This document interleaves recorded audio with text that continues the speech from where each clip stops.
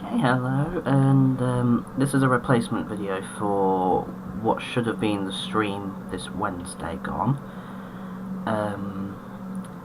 I was supposed to be working more on this print or one of the other prints, but I had problems with the internet, and I just realised that the software I use allows me to record in advance. So instead of doing a stream this week, I'm going to delete the old stream video because I forgot to turn the audio on. I'm just going to do a very quick video about how I make most of these pictures from scratch. So I know this picture's not 100% finished, the background's not done, but the overall character art is done, so I'll use this as the example. To start with, obviously we take a piece of paper, boring as it sounds, and we sketch it. So this is the original. The character on this side, I wasn't very happy with his design, but I decided to leave him here just so you can see the difference between a sketched version and an inked version of this, on the paper. So this is the original drawing, and what I do is I scan those in, and when they're scanned in, the originals go in a binder and all that la-di-da. And when they're scanned in, I end up with a piece of line work. Now, if I apply a white background to this line work, it would roughly look like this. It looked a little bit muckier because my scanner actually takes all the paper texturing. So if I go and pick out the original scan, you will see what I mean. So this is the original scan. It's definitely not a solid white as it looked in the modified version, but you can see basically what I do here. I delete all of the space that is not needed. So what I do is, let me just, well, it's not a background image now. I take the magic wand tool and I play around with the tolerance settings until I can erase as much as I can without compromising the line work too much. So we'll just do this as an example. So there, that's all gone. There's some traces of things left over, so I'll use either an eraser or the cutting tool. I'm just doing a rough example here, but what I do is I have to go and play around with the tolerance settings, obviously, and delete each section of white that I can see.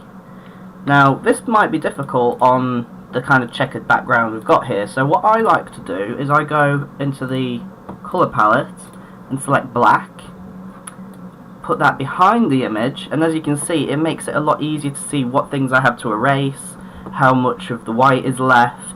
So I do this first, and then I'm not going to do it all here. What I like to do afterwards, so let's assume this is all been edited. I change the background to white,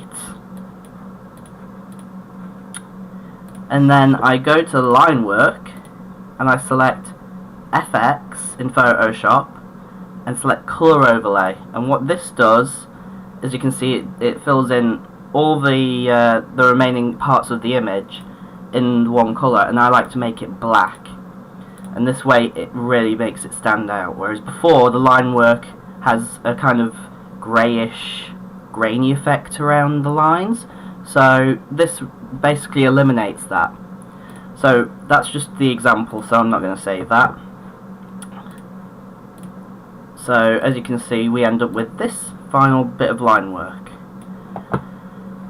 So what I do then is I make two copies of that line work, and I put one at the top, and I set that to multiply, or multiply, however you want to say it, and I lock that layer, and then the second layer becomes the colouring layer. And this is what I did with the colouring layer. Now, what I do with this character is I have two different colouring layers, one which is the base colour, and the second which has his markings and allows his colours to be more vibrant and pop, you'll see in a moment. So it makes him more vibrant. I could have just called it on, but this effect seems to work a lot better and it's more consistent. I find it more reliable as well. I usually just put a second layer on and select overlay on the layer styles. So what I do is I have another image that I can show better to display this working with colour. This print isn't finished yet, but it goes by the same type of rule. I have two layers, so this is the flat colour layer. And what I do then is, when I have the flat colours done, I like to make a second layer, and then I start to shade it. And if something goes wrong on this layer, if it doesn't look quite right, I still have the flat colours, so I don't have to start from scratch. And the same applies to when I do highlights. I make another layer and start adding the highlights to it. That's if the image requires it. So yeah, this print's not finished, but you can see the difference between flat colours and the start work of the shading. So close this. So then we get this kind of final character image. So then what I do there, I can do one of two things. In the previous print I just showed, I've drawn the background directly onto the image, so the background is actually a part of the whole image. Whereas this one, it has a digital background. And I start with the gradient tool to add a sky, a night sky, whatever effects are going to dominate the background. Then I added water, which doesn't have any texture to it yet, it's just there at the moment. The same goes with like the sand and the islands. Some tidal effects I've started to add. Some flora, some rocks, which when I look back on, they're in the wrong place really for the pose, so those rocks aren't going to stay there. Some more flora and some distant trees. So it all goes in multiple layers before I flatten all of those background layers and then save the image.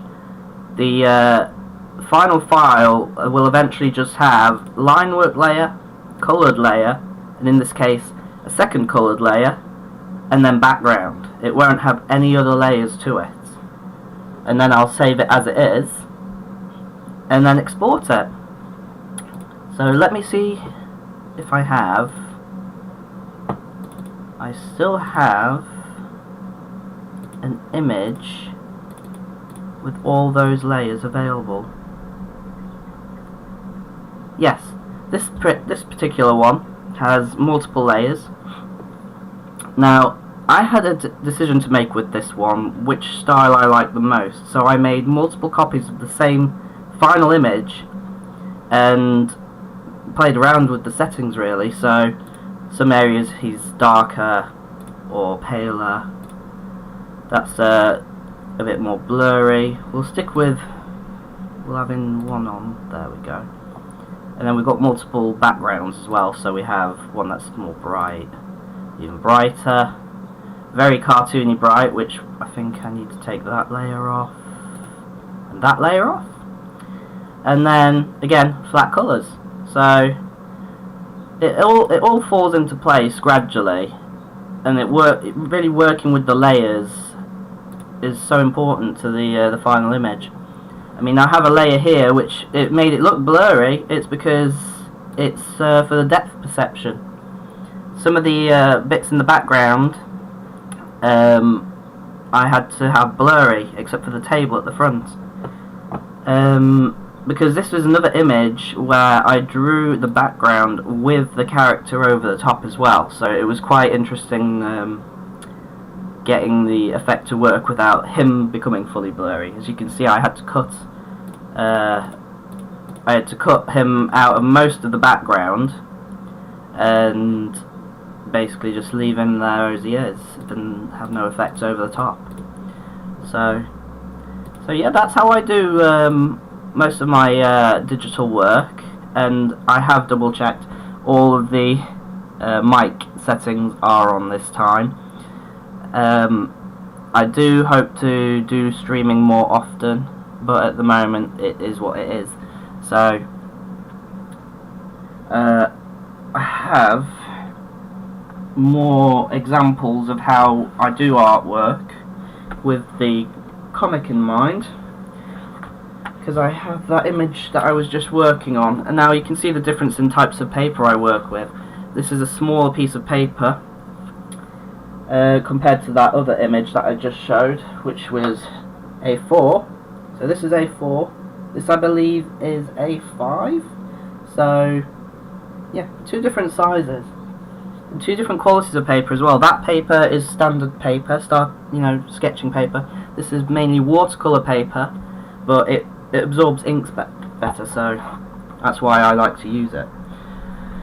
So that's I think that'll do for this video. It only serves as a replacement really for the stream for this week. Next week I hope to get the print for this one finished, and to also finish the other print I showed you, and after that maybe I will do some comic work in a stream. If not, I'll be doing a few little things here and there. So yeah, thank you very much for watching, and hopefully in the future I will be able to stream more and have a stable internet connection this time.